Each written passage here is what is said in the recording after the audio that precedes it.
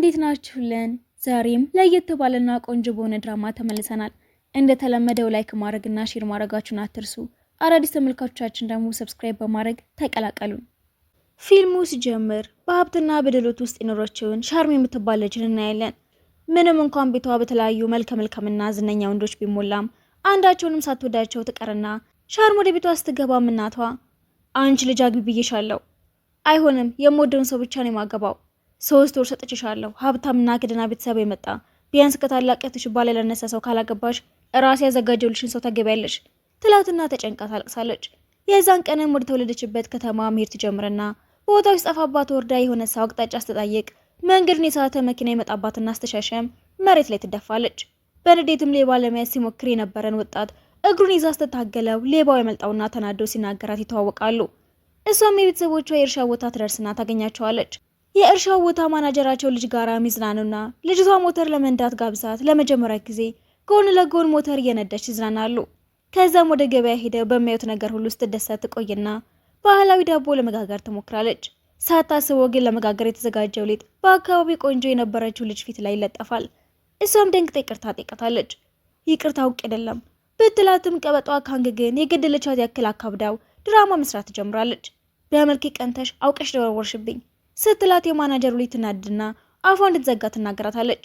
ጥላቸው ሲባባሰም የቆንጆ አጃቢዎች የሆኑት 2 ሰራተኞቿ መጥተው ካንግን ይወስዷትና ልጁም ሻርምን ባለጌና ሰውን ክብር በሌለው መንገድ እንደምታዋራ ይወቅሳትና ድምፁን ስትሰማም ጠዋት ሌባው እንዳይዝ እንቅፋት የሆነችበት ናን እንደሆነ ይገባታል። ቢሆንም ግን እሷ መከራከሯን ትቀጥልና መጥፎ ነገር ትናገረዋለች። ከሄደ በኋላ ግን ጓደኛዋ ግን እኮ እኔ ሰፈራችን አለቃ ልጅ ነው፣ ከኛ ጋራም በጣም ቅርብ ነው። በጣም ቅርብ ነው? አዎ፣ ቤቱ ከኛ በር ቀጥሎ ነው። ኒንም የሰፈሩ አስተዳዳሪ ልጅና ቆንጆ ብቻ ሳይሆን ብዙ ችሎታዎች ያለው ልጅ ነበር። ሁሉም ቦታ ሲሄድ የሚከቡት ሴቶችና ሁሉም የሚከተሉት የወንዶች ግሩፕም አለው። ከተመረቀ በኋላም ከተማዋን ለማሳደግ እዛው ይቀርና ሁሉም ፍቅራቸው ይጨምርባቸዋል። በሌላ በኩል ሻርን በመንደሩ የቱሪዝም ቢዝነስ የመጀመር ሀሳብ ይመጣላትና የሚያግዘን ታማኝ ግንባታ ባለሙያ እንድታገናኘኝ ይፈልጋለሁ ትለውና የእርሻ ማናጀሩ የሚረዳት ግንበኛ ጋራ ሲወስዳት ያው ጠላቷን ሆኖ ታገኘዋለች። እየተናደደችም ለስራው ስትል ከሱ ጋር ለመስራት ብትስማማም እሱ ግን እኔ አልፈልግም፣ የሀብታም ልጅ ስለሆነችም ለጨዋታ ብቻ እንደመጣች አስብና ይዟት ሄዶ እዚህ ባዶ መሬት ላይ ሩዝ ሰርተሽ ካሳየሽኝ እረዳሻለሁ ብሎ ፈተና ይሰጣታል።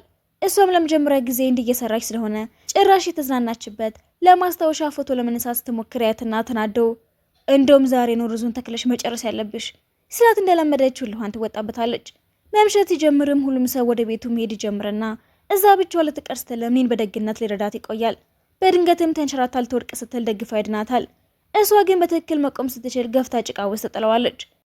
በማግስቱ ሚን ቃል በገባው መሰረት ሪዞርቱን ለመገንባት ከቡድኖቹ ጋር መስራት ሲጀምር ቀበጧ ሻርም ግን እዚህ ጋር ያሉትን ማረሞች አጽራቸው ብትለውም ኃይለኛና ኩራተኛ የነበረው ሰው ግን ደግ ሆኖ ስልኳን አውጥታ የስራ ሂደቱንም ፎቶ እንድታነሳው ይነግራታል። ቆንጆዋ ካንግም እንደዘነጠች ጥላዋን ይዛ ለማገዝ ትመጣለች።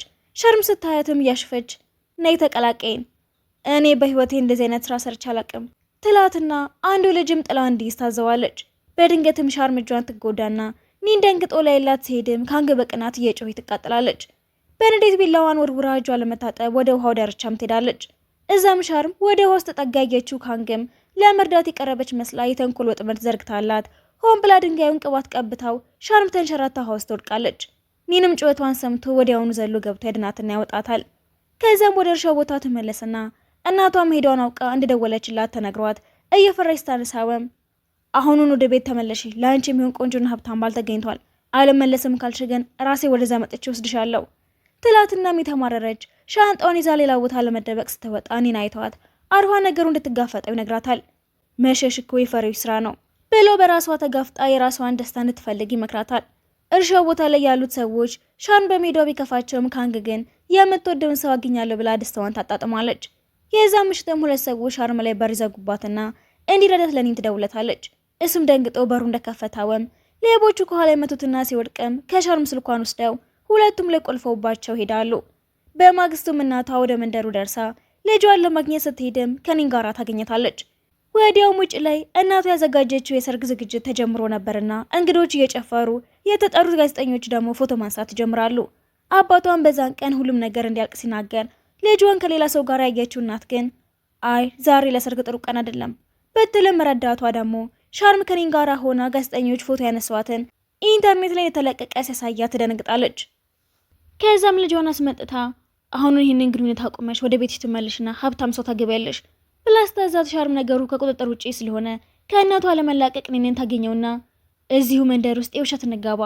ኒን መጀመሪያ ላይ የሻርም አባት ለእርሻውና ለድሆች የሚያደርጉትን ደግነት በማሰብ እምቢ ይላታል። ከዛም ወደ እናቷ ጋር ሄድና ልጅሽ የማትወደውን ሰው ለምን እንድታገባ ታስገድጃታለሽ ሲላት በንዴትና በስድብ እየሞለጨችው ለአበባ የተዘጋጀ አፈር ትደፋበትና ቦታህን እወቅ ስትለው ሻርም ለምን ከተዘጋጀላት ጋብቻ ለማምለጥ እንደምትሞክር ይገባውና በውሸቱ ጋብቻ ለመስማማት ይወስናል። በማግስቱም ሄዶ የጠራትና ተጋብተው ጋብቻቸውን ያስመዘግቡታል። እናቷም የጋብቻቸውን ፎቶ ተለቆ ታየውና እራሷ ልትሰጥ ትደርሳለች። ልጇ ስትመለስ ጠብቃም እኔን ወይም ይህንን ድሃ ወንድ ምረጪ ስትላት ሻርም ተንበርክካ እባክሽ የምወደውን ሰው አግኝቻለሁ። እናቷም በንዴት ወደ ሀገሯ ትመልሳለች። ከ3 ቀናት በኋላም ከኒን ጋር ሰርጋቸው የዘጋጅና የሻርም አባት ጥሩና ደግ ሰው ስለነበረ ሻሩን መጋብቻው ላይ ያግዛታል። አባቷ ሰይድም ካንገመታ እንደሚያለቅሰው እያስመሰለች ኒንንም አሁንም ቢሆን ጠብቃለሁ ደግሞ ከ7 ቀን በኋላ ትፋታላችሁ እያለች ስትቀበጣጠር ሻርም ተናዳ እንዲወስዷት ታዝና አንጠልጥለው ያስወጧታል። የሰርጉ ዝግጅት ቀጥሎ ሙሽሮቹ ሲቀራረቡ ያየችው ካንግ እራሷን ስትስት ጓደኞቹ ይደግፏታል። ከዛም ከኒን አባት ምርቃታቸውን ወስደው ሲጨርሱም የሆኑ ሰዎች ሰርጉን ይበጠብጡትና አባትየው መጥቶ ሊጣላ ሲል እሱም ላይ ሙሉ ሳህን ሩዝ ሲደፉበት ኒን ተናዶ ይደባደባል። በሌላ በኩል የሻርም እናት ተስፋ ሳትቆርጥ እንድትፋታ አስባ የሻርምን አካውንት እንዳይንቀሳቀስ አርጋ ባዶዋን ታስቀራታለች። ኒንም በራሷ ሰርታ ራሷ እንድትችል መምከሩን ይቀጥላል። ከዛም ሻርም የመንደሩን ህይወት ተላምዳው ጠዋት አትክልት በመልቀም ምሽት ላይ ደግሞ ገበያ ላይ በመሸጥ መስራት ትጀምራለች። የዘፈን ዝግጅት ስለነበረ ኒን እንደደበራት አይቶ መድረክ ላይ ወጥታ እንድትደንስ ይወስዳታል። ካንግ መታ አስተያየቸውን በቅናት ትወጣና ከኒን ጋር ትደንሳለች። ሻርምም ቀኑ ሙሉ የሰራችውን ብር እያየች እያለም ዱርዬዎች መጥተው አብራቸው እንድትደንስ ጠይቋታል። አልፈልግም ብላ ሊያስገድዷት ሲሞክሩም ኒን መጥቶ ድራሻቸውን ያጠፋላታል። እሷም ደስ ብሏት በውስጧ ችሎታውን ታደንቃለች። በማግስቱ ግን አንድ ቆንጆ የሆነች አስተማሪ ትመጣና ከኒን ጋር ስታያት ተደብቃ መከተል ትጀምራለች። የልጆቹ ትምህርት እንዳለቀም ወጥተው ሲያገኟት ሻርም ልጅቷ ቆንጆ መሆኗን አይታ ራሷንም የኒን ሚስት እንደሆነ ታስታውቃታለች። ልጅቷ ግን አሁንም እየሳቀች ኒንን ስታየው የሻርምን እንዴት ይጨምራል። አንድ ኃይል ያለው ሰውም ይመጣና ኒንን መሬቱ እንዲሸጥለት ጠይቆ ሳልተስማማ ሰውየው በንዴት ይሄዳል። ማታ ላይም ሰፈሩ ላይ እሳት እንዲነሳ ያደርግና ኒን ለማትረፍ ቢሞክርም እሱንም ስለጎዱት ሲቃጠል እያየው ያዝናል። የሻርም አባትም ነገሩን ሲሰማ በፍጥነት ሁለታችሁም ወደዚህ ነው። እናቷም ስታናግራት የተቀየረች ቢመስላትም እናትየዋ ግን ሌላ ነገር ታቀደላታለች። በማግስቱም ኒን በጭነት መኪናው ዶሮ እንዳቀፈ የእናቷ ቤት ሄድና እናቷ የምታረገውን ታጣለች። ልታናድደው ብትሞክርም ሳልተሳካላት ሰራተኛዋ ምግብ ስታቀርብ ለሱ የሚበላበትን ማንኪያ እንዳይሰጡት ታዛለች። ጣጣ የሌለበት ኒን ግን ሮዙን በእጁ እያጨማለቀውና ዘና እያለ ፊቷ እየበላ እናትየዋን ያነዳታል።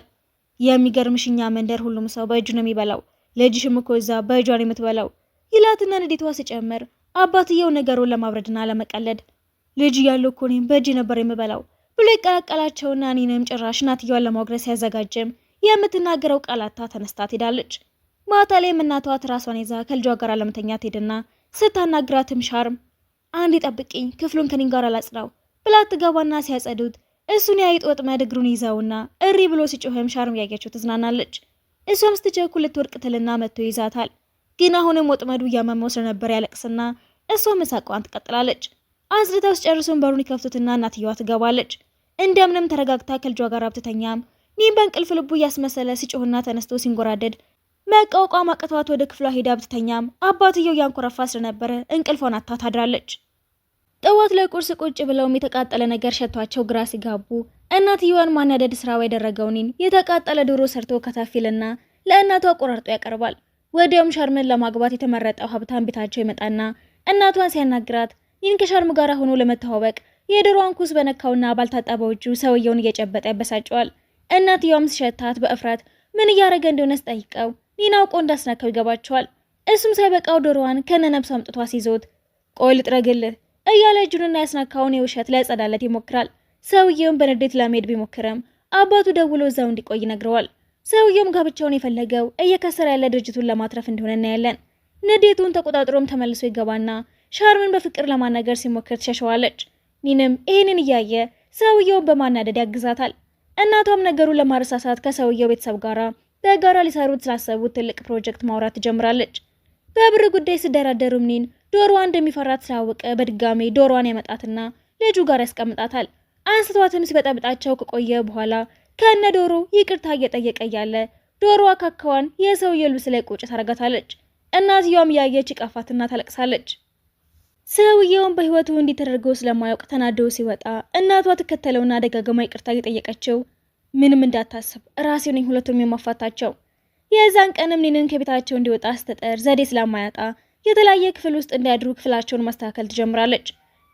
ጠዋት ግን ሌላ ከበድ ያለ ችግር እንደተፈጠረ ተሰማና ረብሻ ሰምታም ከግቢዋ ስትወጣ ከግቢው ፊት ለፊት ያለው ውሃ ዳር ላይ ለሁለት የሚሆን አዲስ ጎጆ እየሰራ ታገኘዋለች። እናቷን በንዴት እየጮኸች ይሄ አሁኑኑ መፍረስ አለበት ብላ ብታዘም ኒን ግን እየሳቀ በአትክልቱ ስፍራ ውስጥም እኮ ለዚህ የሚሆን የተሻለ ቦታ አለ በማለት ሌላ ጎጆም እንደሚሰራ ይነግራታል። ይሄ ስራው የእናቷን የደም ግፊት ጣራ እንዲነካ ቢያደርገውም አባቷ ግን የኒንን ስራና ጥንካሬ በመደገፍ ከጎኑ ይቆማል። ከተማቸው ውስጥም ትልቅ የክብረ በዓል ግብዣ መኖሩን ሲሰሙ ኒን እኔም ዝግጅቱ ላይ መገኘት ፈልጋለሁ ቢልም እናቷ ግን በንዴት አይሆንም ብላ ኒን እንደዚህ የዝነኞች ግብዣ ላይ እንዲሄድ ባትፈልግም በአባትየው ግፊት ግን ለመስማማት ትገደዳለች። ሻርምም ኒን በታዋቂ ሰዎች ግብዣ ላይ እንዳይሸማቀቅ የአመጋገብ ስነስርዓትና አለባበስን በጥንቃቄ ማስተማር ትጀምራለች። እናትየው እሱን ለማዋረድ ፋሽኑ ያለፈበትና ደስ የማይል ልብስ የፕሮግራሙ ቀን እንዲለብስ ትልክለታለች። እሱም በልበ ሙሉነት ግጥም አድርጎ ለብሶት በኮንፊደንስ እየቀለደ ፕሮግራሙ ላይ ሲገኝም ጭራሽ በዝግጅቱ ላይ የነበሩት ባለሀብት ሴቶች በሙሉ በአለባበሱና በግርማ ሞገሱ ይማረካሉ። ወደ እናትየዋ ጋራ ሄደውን በገጠረኛ ሲያወራ እነ ሻርም ቢሳቀቀውም እሱ ግን አብሯት ሰልፊ ለመነሳት ይጠይቃል። እንግዶቹም ይህ አማችሽ ነው? አዎ አማቿ ነኝ ይልና አንድ ዘመዳቸውም ኒንን ከጠበቀችውን በታች እንደሆነ ተናግራ ልትሰድበው ስትሞክር ኒን ግን እኔ ራሱ ከመጠበቀውን በላይ ነው ያረጀሽው በማለት በአሽሙር አፏን የዘጋትና ሁሉም ይስቅባታል። ሻርምን በኒን ስራ ተናዳ እባክህ ካላቆምክ ትቼ እሄዳለሁ ብላ ብታስጠነቅቀውም እሱ ግን እንዲህ ያለ አስቄ ልብስ አስለብሳ እንድዋረድ ያደረገችኝ እናትሽ ናት። እናትየዋም የሰራችው ስራ ሲያበቃት ከአንድ አስተናጋጅ ጋር በመሆን ኒንን የምታዋርድበትን ሌላ አዲስ ተንኮል ማዘጋጀት ትጀምራለች። ከዛም አስተናጋጁ ድንገተኛ ነገር ስላጋጠማቸው መድረክ ላይ ወጥቶ እንዲረዳቸው የጠየቀውና ተስማምቶ ኒን እሱን ለማዋረድ ያዘጋጀችለትን አስቄ ልብስ ሲያየው ተንኮል እንደሆነ ገብቶት እየሳቀ እጁ ይደፋበታል። ሰራተኛው ምርጫ ስለሌለው ሌላ ቆንጆ ልብስ ያመጣለትና እናትየዋ ባዘጋጀችው ልብስ ይመጣል ብላ ስትጠብቅ እሱ በድጋሚ ዝንጥ ብሎ ይመጣና በውበቱና በራስ መተማመኑ ሰው ሁሉ እሱ ማድነቅ ሲጀምር እሱ ደግሞ በአይኑ እናትየዋን ይነዳታል። ኒን በአስደናቂ ንግግሩ በፓርቲው ላይ የታደሙትን ሀብታም ሴቶች ትኩረት ወስዶ እያለ እናትየው ግን እሱን ለማሳፈር በማሰብ በድጋሚ በሌላ ቋንቋ ንግግር እንዲያደርግ እያስጨነቀች ጠይቃወም በሚገርም አክሰንት ቋንቋውን ያወራውና ያስገርማቸዋል። ኒን በፓርቲው ላይ የሁሉንም ሰው አድናቆት አግኝቶ የክብር እንግዳ ቢሆንም እናትየዋ ግን አሁንም እንደ ልጇ አባል ልትቀበለው አልፈለገችም። በአዲሱ ቤት ምረቃ ቀን ቢጋብዛትም በንዴት ተሞልታ መቼም ልጄ ባላርጌም አልቀበልህም ትለዋለች። የባስ ብላ ልጇ ሻርምም ይህን እንደ ሀሰው አግብታ ቤተ መንግስት የመሰለ ቤታቸውን ጥላ ወደ ትንሽ ጎጆዋ በመሄዷ ትናድድና ክፍሏ ውስጥ ተጋባታለች። ኒን ግን እንደምንም አድርጎ ሚስቱን አድኖ ያስመልጣታል። በማግስቱ ጠዋት ቁርስ ላይ ያሉም የኒን አባት በማያውቁት ሰው ተተኩሶ ተመቶ ሆስፒታል መግባቱን ይሰማሉ። ወደ ሆስፒታል ለመሄድ ሲዘጋጁም እናትየው በውሸት የታመመች በመምሰል ኒን ብቻውን እንዲድና እንዳይመለስ ታደርጋለች። እንደው እንዳትመለስ። ነገር ግን ኒንና ሻርም ከእናቷ ተንኮል አምልጠው በሰራተኛዋ መኪና ተደብቀው ያመልጣሉ። ኒን አባቱ ላይ የተተኮሰበትን ፍለጋ ቢሄድም ጠላቶቹ ግን ገና መከራ ታያለህ በማለት ያስጠነቅቁታል። ጠላቶች ሻርምን ለማገት ሲሞክሩም ኒን አድኗት ወደ ጫካው በመሸሽ ሌሊቱን ሙሉ ዛፍ ላይ ያድሩና በማግስቱ ጠዋትም ሻርም በሐይቁ ውስጥ ስትታጠብ በድንገትም እባብ ብላ በድንጋጤ ስትጮህ ኒን ወዲያውኑ ዘሎ ቢገባም እባብ የተባለው ግን ተራ የዛፍ ቅርንጫፍ እንደሆነ ያያል። ወደ እርሻው ሲመለሱም እናቷ በንዴት መታ ኒን ላይ ስትጮህበት የኒን አያት ግን ሁኔታውን ለማረጋጋት ቆንጆ ምግብ ሰርታ ትጋብዛታለች። ግን ምግቡ ሆድ የሚያስቆርጥ መድኃኒት ያለበት ስለነበረ እናትየው እዛው ለማደር ትገደዳለች። በዚህ መሃል ክፉዎቹ ሰዎች አግተው ብዙ ብር ለመጠየቅ ያቀዱና በማግስቱ በፊልም ቀረጻ ላይ ሲወስዷትም ኒንም አንድ ያየ ሰው በሰጠው ጥቆማ መሰረት መኪናቸውን ተከትሎ አንድ የተተወ ግንባታ ቦታ ይደርሳል። ኒን እሷ ለማዳን ከውጭ ሆኖ ሳይሰበም እናትየው ግን አጋቾቹን እያየኸኝ መታጠቢያ ቤት አልሄድም በማለት አታላቸው የድሮ ቁም ሳጥን ውስጥ ትደበቃለች። ነገር ግን ልክ ስትወጣ አጋቾቹ ይዘዋታል። ኒን ደርሶ ሊያድናት ሲል የሚታኩሱና በዚህ መሃል ሀት የተባለውና ሻርምን ሊያገባት የነበረው ተንኮለኛው ሰው ኒንን በዱላ ከመታው በኋላ እሱ እንደረዳት በማስመሰል የእናትየውን ትኩረት ለማግኘት ይሞክራል። ወደ ትልቁ ከተማ ሲመለሱም ኒን አንዲት ሀብታም ሴት ሆን ብላ ትከሻው ላይ ስትደገፍ ሻርም መቅናት ትጀምራለች። ቆይ ምን እየሰራህ ነው ስትለው ኒንም ቀንተሻል እንዴ? እሷም ኩራት ይዟትም አብደሃል እንዴ ብላው ትሄዳለች። በዚያው ምሽት ግን ኒን ግንባሩ ላይ ይቅርታ የሚል ጽሑፍ ጽፎ ሞኝ በመምሰል ያስቃትና ይታረቃሉ። ሻርምም ለኒን በቤተሰቧ ድርጅት ውስጥ ስራ እንዲሰጠው አባቷም ትጠይቅም፣ እናትየው ግን ይሄ ሁለተኛ ደረጃ ትምህርቱን እንኳን ያላጠናቀቀ ድሃ በድርጅቱ ውስጥ አይሰራም፣ ከታችኛው ስራ ክፍል ጀምራለሁ ይልና እናትየውም ለማኔጀሩ ደውላ ሰላይ ስለሆነ በደንብ ቅጡት ስላለች ያሰቃዩታል። ኒን ግን ይሄ ሁሉ የሷ ተንኮል መሆኑን ቢያውቅም ሳይሰለች በመጋዘኑ ውስጥ ይሰራል። በመሃል ግን ሀብታሟ ሴት ኒንን ምሳ ካልጋበዝኩ እያለች ውስጥ አሰለቸው ይስማማና በምግብ ቤት ውስጥ እያሉ ደግሞ ሻርም በድንገት ስትመጣ ኒን በድንጋጤ ከጠረጴዛው ስር ቢደብቅም ታገኘውና ትናደዳለች። በቀጣይ ድርጅቱ የመጣች አንዲት ቆንጆ ጸሐፊ ኒንን ስታዩ ትደነግጣለች። ምክንያቱም በውጭ ሀገር ከፍተኛ ተማሪ ይሆንና የጓደኛዋ የድሮ ፍቅረኛ ነበር። ሀብታሟ ሴትም ኒንን በቀረበችው ቁጥር የሻርምን ንዴት እየጨመረ ቢመጣም ነገሮችን አስረድተዋት ይታረቁና ፍቅራቸውን ይቀጥላሉ። ተቃቅፈው እጅ ለእጅ ተያይዘው ሲራመዱም እናትየው አይታቸው ትደነግጣለች። የድሮ ፍቅረኛውን በአጋጣሚ ከሀብታሟ ሴት ጋር ተገናኝታ ሆን ብላ ኒንን እንድታገኘው ታረጋትና ይህንን ያየችው ሻርምም ተናዳ ጥላው ስትሄድ ተከትሏት ምንም ነገር የለም ላስረዳሽ፣ ለምንድነው ነገሮችን የምትደብቀኝ? ቆይ ብላ ጥላው ትሄዳለች። በመንገድ ላይ ግን ሌሎች ድርዮች ገጥሟትና ሌላ ፋን የተባለ ሰው ደርሶ ያድናታል። ብቻሽን ስትሄጂ መጠንቀቅ አለብሽ ብሎ እያዋራት እያለ ኒን ይደርስና ሊያናገራት ቢሞክረም ትታው ትሄዳለች። በነጋታውም ኒን ሚስቱ እንድታረቀው ብሎ ሌሊቱን ሙሉ ያላንቺ እንቅልፍ ባይን አልዞረም፣ ትራስና አንሶላ ሁሉ አይመችም፣ አረ ያላንቺ ከባድ ነው ይቅርታ አድርጊልኝ እያለ ስለምናት ይቅር ትለዋለች። በነጋታው ግን ሻርምን ያዳናት ፋን የተባለ ሰው ይመጣል። የአንድ ትልቅ ድርጅት መሪና በቅርቡም የማርኬቲንግ ዳይሬክተር ሆኖ የተሾመ በመሆኑ እናቷ ለልጇ የሚመጥነው ስም ሆኖን ታስባለች። ሻርምንም ይሄ ሰው እኮ ትልቅ ድርጅት መሪ ነው ደግሞ ሳይወድሽ አይቀርም እያለች ታሳምናት ትሞክራለች። በቀጣይም ኒን ለድርጅቱ ስራ እንደማይመጠን ሲናገረው ረዳቱ ኒንን የትምህርት ማስረጃ ያነባዋል። ኒን በዓለም ዙሪያ ላይ ባሉ ኩባንያዎች የሚፈለግና በውጭ ሀገር በትምህርቱም ከፍተኛ ውጤት ያመጣ ተማሪ መሆኑን ቢያሳውቅም የድርጅቱ ባለድርሻዎች ግን ቀልድ መስሏቸው ይስቁበታል። እናትየዋም ከፋን ጋር እንዲቀራረቡ በማሰብ ጉዞ ሁሉም ሄዱና ፋንና ኒን በጀልባ ውድድር ሲፎካከሩ ኛው ፋን የኒንን ጀልባ በማበላሸት እንዳሸንፍ ያደረገውና ኒንም ተናደው ሲመታው ነገሩ ያልገባት ሻንም ኒን ላይ ትናደድበታለች።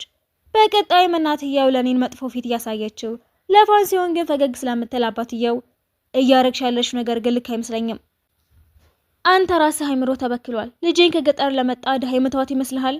በመጨረሻም እናትየውና የኒን የቀድሞ ፍቅረኛ አንድ ላይ በመሆን ኒን የድርጅቱን ሚስጥር እንደሰረቀ በማስመሰል ሲወቅሱት ሻን በእናቷና በኒን መካከል በሚደረገው የማያቋርጥ ጦርነት ተስፋ ትቆርጣለች። በከባድ ስሜት ውስጥ ሆናም ሁሉም ነገር ትርጉም የለውም፣ ድርጅቱን ትተህ ውጣ በቃ። ለምን? እናቴና አንተ ሁሉም ሲጣሉ ማየት ሰልችቶኛል፣ መጀመሪያውኑ መጋባታችን ስህተት ነበር፣ ከህይወቴም ሆነ ከድርጅቱ ውጣ በቃ ትለውና ተለያይተው ሲወጣ እናትየው ትቀልድበታለች። ሻርምም ራሷን አንስታ ስትመረመር እርጉዝ በመሆኗ እናትየው ትደነግጣለች። ቢሆንም ግን ለልጇ ሀብታምና ብቁ ነው ያለችውን ሙሽራ ፍለጋት እያያዘዋለች።